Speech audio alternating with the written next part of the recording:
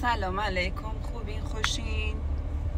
من فکر کنم بعد 10 روز 2 هفته براتون دارم ویدیو میگیرم.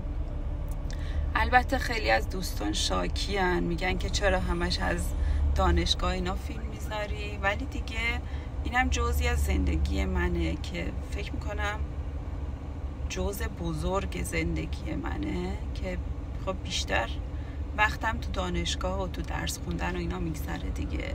یکم صبر و تحمل داشته باشین، این روزای دانشگاه هم تموم میشه، بالاخره میرسیم به اون جای خوب انشالله. امروز هم اولین امتحانم، اصلا نمیدونم چرا استرس ندارم. خدا کنه حالا برعکس نشه، خدا کمکمون کنه این امتحانم خوب قشنگ بنویسیم و تموم شه پی کارش.